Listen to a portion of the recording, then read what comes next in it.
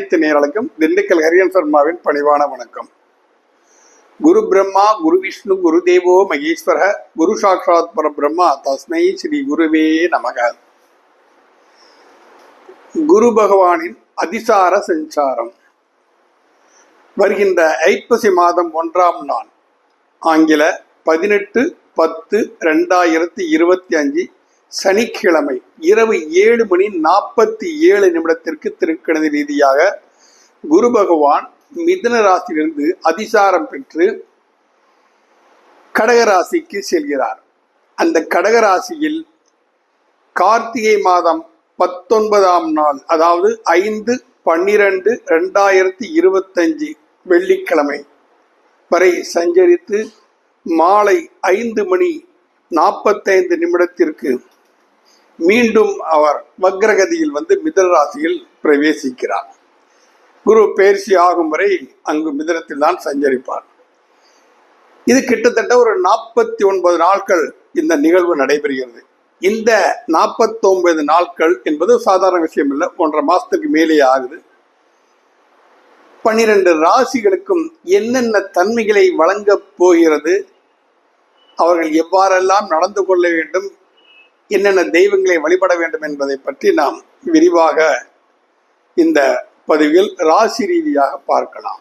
மிதுன ராசி நேயர்களே, இதுவரை உங்களுக்கு ஜென்ம குருவாக சஞ்சரித்துக் கொண்டிருந்த இந்த குரு பகவான் இப்பொழுது அதிசாரமாகி இந்த 49 நாட்களுக்கு தனக்கன குடும்ப வாக்குஸ்தானத்தில் போய் சஞ்சரிக்கிறார். கிட்டத்தட்ட மிதுன ராசிக்கு வந்து சற்று எச்சரிக்கை உணர்வோடு இருப்பதுதான் சால சிறந்தது. ஏன்னா ஜென்ம குருவாக இருந்து உங்கள் குடும்பத்தில் சில பல பிரச்சனைகளை ஏற்படுத்தியோ, இல்லை குடும்பத்திலிருந்து பிரிவை ஏற்படக்கூடிய ஒரு சூழ்நிலையோ, இல்லை குடும்பம் அந்த கணவனா இருந்தால் மனைவியோ, மனைவியா இருந்தால் கணவனோ கோபப்பட்டு கொண்டு பிரிந்து செல்லக்கூடிய சூழ்நிலையோ, இல்லை நீங்களே இந்த குடும்பத்தை விட்டு விலகி செல்லக்கூடிய சூழ்நிலை, இது போன்ற தன்மைகள்லாம் இந்த ஜென்ம குரு கண்டிப்பாக கொடுத்துருப்பாரு. ஏன்னா அவர் அங்கிருந்து 7ஆம் இடத்த குரு பார்க்கிறாரு. 7ஆம் இடத்த குரு பார்த்தா நல்லது தானே அப்படின்னு சொல்லி ஒரு பேச்சு வரும். ஆனால் அவர் இருந்து பார்ப்பது வந்து மாரகஸ்தானம் இல்லையா? நம்ம அதையும் கருத்துல வச்சுக்கிட்டு தான் நம்ம வந்து அதை பதிவு பேசணும். நம்ம வந்து அப்போ இந்த மாரகஸ்தானத்தில் பார்க்கக்கூடிய, அதாவது குரு பகவான், அதாவது இங்க ஜென்ம ராசியில் சஞ்சரித்து கொண்டு இந்த குரு பகவான் உங்களுக்கு குடும்பஸ்தானம் என்று சொல்லக்கூடிய தன கனக வஸ்து வாகன யோக சுகத்தை தரக்கூடிய 2ஆம் இடத்திற்கு சென்றார். அந்த இடமும் அவ்வளவு சிறப்பு அல்ல. அந்த இடமும் அவ்வளவு சிறப்பு இல்லை. இப்போ குரு பகவானுடைய அதிசார சஞ்சாரம் வந்து அப்போ உங்களுக்கு பொருளாதாரத்தில் குறைபாடுகள் ஏற்படுவதற்கு சாத்தியக்கூறுகள் நிறைய இருக்கின்றன. பொருளாதாரத்தில் குறை ஏற்படுத்த சாத்தியக்கூறு நிறைய இருக்கின்றன. அதுக்கு உங்க அஷ்டமஸ்தானத்தை அவர் வந்து குரு வந்து பார்க்கிறார். 8ஆம் இடத்தையும் வந்து குரு வந்து உங்களுக்கு வந்து இப்போ பார்க்கிறாரு. 8ஆம் இடத்தை மட்டுமல்ல, அங்கிருந்து உங்களுக்கு 6ஆம் இடத்தையும் அவர் பார்க்கிறார். உடல் ரோக சத்திரஸ்தானத்தோட 6ஆம் இடத்தை பார்ப்பதால் சற்று உடல் நலத்தில் எச்சரிக்கை கண்டிப்பாக தேவை. இந்த அதுவும் சுகர் கம்ப்ளைண்ட் யாருக்கெல்லாம் இருக்கோ அவங்க ரொம்பவும் கேர்ஃபுல்லா இருக்கக்கூடிய ஒரு காலகட்டம். இந்த 49 நாள் சுகரின் அளவு அதிகமாக சான்சஸ் இருக்கு. இதனால வேற ஏதாவது நோய்களின் தாக்கம், இல்லை ஒரு மருத்துவ செலவு, இல்லை கொஞ்சம் சில ஹார்ட் அட்டாக் மாதிரி, வயசானவங்கன்னா ஹார்ட் அட்டாக் மாதிரி பிரச்சனைகள், இதெல்லாம் வந்து விடக்கூடாது. இது அனைத்தையுமே கொஞ்சம் எச்சரிக்கையோடு இருக்க வேண்டும். ஒரே ஒரு ஆறுதல் என்னவென்று சொல்ல போனால், உங்களுடைய தொழில் ஸ்தானத்தை அவர் பார்ப்பது ஒரு சற்று ஆறுதலான விஷயம். தொழிலில் மேன்மை அதிகரிக்கும். சரி, பணம் வருகிறது, பணம் வருவது நல்ல விஷயம் தானே, பண வரவு அதிகரிக்கிறதுனால எனக்கு சாதகமான விஷயம் தானே அப்படின்னு நம்ம நினைக்கலாம்.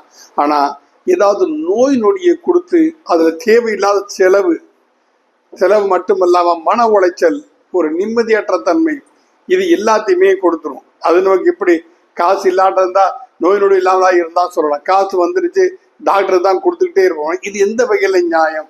இது சரியல்ல. ஆகியால் இந்த அதிசார குருவின் பயிற்சி காலகட்டங்களில் நீங்கள் வந்து சற்று எச்சரிக்கையுடன் தான் இருக்க வேண்டும். இறைவழியில் நாட்டத்தை செலுத்துங்கள்.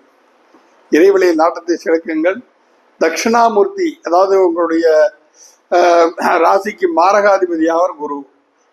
தட்சிணாமூர்த்தி வழிபாடு அற்புத நற்பலன்களை கிடைக்கும். மேதா தட்சிணாமூர்த்தி வழிபாடு இந்த பட்டமங்கலத்தெல்லாம் இருக்கு, இந்த காரைக்குடி பக்கத்துல, சிவகங்கை மாவட்டத்துல, அங்கு சென்று நீங்க தரிசனம் செய்வது அற்புத நற்பலன்களை கொடுக்கும். பல இடங்களும் இருக்கு. மேதா தட்சிணாமூர்த்தி வந்து சிவன் கோயில்ல ஒரு சைட்ல வந்து மஞ்ச வஸ்திரங்கள் தரிச்சு வச்சிருப்பாங்க. அவருக்கு வந்து அதுக்கு கொண்டக்கடலாட்டு போட்டுறாங்க. ஏன்னா நவகிரக குருவுக்கும் மேதா தட்சிணாமூர்த்தி நிறைய இருக்குன்னா, மேதா தட்சிணம் சொல்றதுன்னா அவர் லோக குரு. மேதா தட்சிணாமூர்த்தி என்பது லோக குரு. அந்த குரு வழிபாட்டை நீங்கள் செய்தால் இந்த குருவினால் ஏற்படக்கூடிய பாதிப்பை அந்த குரு பகவான் கண்டிப்பாக கலை தெரிவார். அது ஒரு வியாழக்கிழமை என்று சற்று நீங்கள் மௌன விரதம் காப்பது ஒரு அற்புத நற்பலன்களை கொடுக்கும். அதனால் பிரதோஷ வழிபாடு பண்ணுங்க. இது ரொம்ப அருமையான ஒரு விஷயம். பிரதோஷ வழிபாடு பண்ணுங்க. இதையெல்லாம் செய்து கொண்டு இருந்தீர்கள் என்னால் இந்த மிதுராசிக்காரர்கள் இந்த 49 நாட்களில் ஏற்படக்கூடிய சில தேவையற்ற விஷயங்களிலிருந்து தங்களை காத்துக்கொள்ளலாம். குடும்பத்தில் பிரச்சனை இல்லாமல் பார்த்துக்கொள்ளலாம். பொருளாதாரத்தில் வீழ்ச்சியடையாமல் உங்களால் காத்துக்கொள்ள முடியும். நன்றி, வணக்கம். கடகராசி நேயர்களே, இதுவரைக்கும் உங்களது விரயஸ்தானத்தில் சஞ்சரித்துக் கொண்டிருந்த குரு பகவான் கிட்டத்தட்ட ஒரு 49 நாட்களுக்காக அதிசாரமாய் உங்கள் ஜென்ம ராசியிலேயே சஞ்சரிக்க போகிறார். பொதுவாகவே ராசிக்கு 12ல குரு இருக்கும்போது என்னமா ஏதாவது அசட் வாங்கிடணும், சேர்த்து வைக்கணும் காசை வந்து. இது ரொம்ப அற்புத நற்பலன்களை கண்டிப்பாக கொடுக்கும். ஏன்னா விரயம், அதாவது சுப விரயமாக அதை நம்ம மாற்றணும். கல்யாண காட்சி நடத்தி வைக்கிறது, குழந்தைகளுக்கு இல்லை நகை வாங்கி வைக்கிறது. நகை ரேட்டு எங்கேயோ போயிட்டு இருக்கு. அதனால நகைகள் வாங்கி வைப்பது, ப்ராப்பர்ட்டிஸ் வாங்குவது, இல்லை வண்டி வாகனங்கள் புதுசாக வாங்கணுமா வாங்குறது, இந்த மாதிரி வேலையெல்லாம் செஞ்சுருக்கணும். இப்போ அடுத்தது மறுபடியும் வக்ரகதியில் தான் போவார் அடுத்த வருஷம் வரைக்குமே. அப்போ அந்த மாதிரி இருந்த குரு பகவான் இப்போ ஜென்ம குருவாக உங்கள் ராசியில் வந்து சஞ்சரிக்கிறார். இந்த ஜென்ம குருவாக உங்களுக்கு சஞ்சரிக்கக்கூடிய ஒரு இந்த காலகட்டங்கள் வந்து அவ்வளவு சிறப்பு அல்ல. ஏன்னா 6ஆம் இடத்திற்கு அதிபதி மற்றும் பாக்கியாதிபதி அவர் உங்க ராசிக்கு வந்து. அப்ப ஜென்ம குருவாக உங்க ராசியிலேயே குரு பகவான் சஞ்சரிக்கிறார் என்று சொல்ல போனால் குடும்பத்தில் பிரச்சனைகள் ஏற்படுவதற்கு சந்தர்ப்பங்கள் இருக்கின்றன. சம்பந்தமில்லாத ஒரு மனஸ்தாபத்தினால வந்து உங்கள் குடும்பத்தை விட்டு நீங்கள் பிரிய வேண்டிய சூழ்நிலைக்கு நீங்கள் தள்ளப்படலாம். அது ஒரு மன வருத்தத்தை கண்டிப்பாக கொடுத்துரும். பொருளாதார ரீதியாக ஒரு வேலை வாய்ப்புக்காக நீங்க பிரிஞ்சு போறீங்கன்னா ரொம்ப சந்தோஷமான விஷயம்தான். இருந்தாலும் குடும்பத்தை விட்டு பிரிவு என்பது வந்து அவ்வளவு சாத்தியம் அல்ல, நல்ல விஷயங்கள் அல்ல. அப்படியே இருந்தாலும் வெளிநாட்டுக்கு போகக்கூடிய யோகம் வந்திருக்கு அப்படின்னா குடும்பத்தை கூட்டு போயிருங்க, மனைவியை கூட்டு போயிருங்க. அவங்க கூட சேர்ந்து இருக்கிறதுக்குண்டான சந்தர்ப்பத்தை அங்கே உருவாக்கி கொள்ளுங்கள். அதுதான் உங்களுக்கு நல்லது. அப்போ கடகராசியில் இருந்து, ஆனால் அதில் இன்னொரு விஷயம் என்னவென்று கேட்டால், ராசியில் குரு இருந்து அதை பார்க்கக்கூடிய இடங்கள் புனிதம் பெறும். 5ஆம் இடத்தை பார்ப்பாரு, 7ஆம் இடத்தை பார்ப்பாரு, 9ஆம் இடத்தை பார்ப்பாரு. இது 3மே மகத்துவமான விஷயம். 5ஆம் இடம் வந்து பூர்வ புண்ணியம். அப்போ ஆலய வழிபாடுகள் செய்வது சால சிறந்தது. நம்ம வந்து ஏற்கனவே பூர்வீக சொத்துக்கள் விஷயமா நமக்கு சாதகமான நிகழ்வுகள் நடக்க சந்தர்ப்பங்கள் நிறைய இருக்கின்றன. 7ஆம் இடத்தை பார்ப்பது என்பது குடும்பத்தோடு சேர்ந்து இருக்கும். அதான் சொன்னேன், எங்க வெளிநாடு போகிறதா மனைவியை கூட்டு போயிருங்க கூடவே. அது கொஞ்ச நாள் தான் தெரியும், பரவாயில்ல கூட்டு போயிருங்க. பிறகு மனைவியோடு சேர்ந்து இருப்பதற்குண்டான ஒரு தன்மையை கண்டிப்பாக அது கொடுத்து விடும் உங்களுக்கு. ஒரு பார்வை பலம் என்று சொல்லப்போனால் குடும்பத்தில் திருமணம் ஆகாதவர்களுக்கு இந்த கடகராசிக்காரங்களுக்கு நிச்சயமாக இந்த 49 நாட்கள் ஒரு நிச்சயதார்த்தமாவது கண்டிப்பாக நடக்கும். கார்த்திகை மாதம் வரைக்கும் தனியா இருக்கணும். இப்போதைக்கு கார்த்திகை வரைக்கும் டைம் நிறைய இருக்கு. அப்போ இதை ஒரு நிச்சயதார்த்தமாக இந்த 49 நாட்கள் முடிச்சு வச்சிருக்கீங்க, பேசி வச்சிருக்கீங்க கல்யாணத்தை அப்படின்னா நாளை தள்ளிப்படாமல் 49 நாளுக்கு நிச்சயம் கண்டிப்பாக நீங்க பண்ணுறீங்க. அது ரொம்ப அற்புதமான விஷயம். அது மட்டும் இல்லாமல் உங்கள் பாக்கியஸ்தானத்தை குரு பார்ப்பது என்பது பாக்கிய முன்வதி ஏற்படும். பூர்வீக சொத்துக்கள் சம்பந்தப்பட்ட பிரச்சனைகள் ஏதுவாக இருந்தாலும் அந்த பிரச்சனைகள்லாம் தீர்ப்பு உங்களுக்கு சாதகமாக அமையும். இதனால் குடும்பம் குதூகலிக்கக்கூடிய ஒரு தன்மையை கொடுக்கும். ஏன்னா 5ஆம் இடத்தையும் 7ஆம் இடத்தையும் 5, 7, 9 ரொம்ப ரொம்ப முக்கியமான ஒரு பிளேஸ். 5, 7, 9ங்கிறது வந்து ஆனால் இந்த முக்கியமான 3 இடத்தை அவர் வந்து குரு பகவான் பார்ப்பது என்பது நிச்சயமாக அதீத நற்பலன்களை கண்டிப்பாக கொடுக்கும். ஆனால் அதே சமயம் எச்சரிக்கை உணர்வு கண்டிப்பாக தேவை. குடும்பத்தில் குழப்பங்கள் வருவதற்கு, குடும்பத்தில் சண்டை சச்சரவுகள் வருவதற்கு, குடும்பத்தை விட்டு பிரியக்கூட தன்மை நான் ஏற்கனவே சொல்லியிருந்தேன்.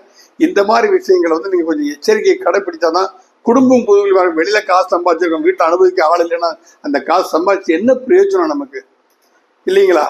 அதனால வந்து அந்த பணத்தை நல்லா அசஸ்டா போடுங்க. குடும்பத்தில் அமைதியை கடைப்பிடிங்கள், பொறுமையை கடைப்பிடிங்கள். கணவன் சொன்னால் சொல்லிவிட்டு போட்டு, மனைவியாக இருந்தால் பரவாயில்ல, நம்ம மனைவி நம்மளோட கோபப்படாம யார்கிட்ட கோபப்படான்னு இந்த அனுசரிக்கும் தன்மையை நீங்க சற்று வளர்த்து கொண்டீர்களே, ஆனால் உங்கள் குடும்பத்தை விட்டு பிரிய வேண்டிய சூழ்நிலை கண்டிப்பாக உங்களுக்கு வராது. இந்த மாதிரி சூழ்நிலையில் நீங்க என்ன செய்யணும் அப்படின்னா, அர்த்தநாரீஸ்வரர் ஆலயத்தில் சென்று இருவர் பேருக்கும் அர்ச்சனை செய்து கொள்வது நல்லது. இப்ப இந்த 49 நாளுக்குள்ள உங்க ஜென்ம நட்சத்திரம் கண்டிப்பா வரும். ஜென்ம நட்சத்திரம் எப்படின்னா திருமணமான நட்சத்திரம். எந்த தமிழ் மாதத்தில் எந்த தேதியில் எந்த நட்சத்திரத்தில் உங்களுக்கு திருமணம் நடந்ததோ அந்த நட்சத்திரத்தினருக்கு தம்பதி சமேதரா இருக்க ஆலயங்களுக்கு சென்று வழிபடுங்கள்.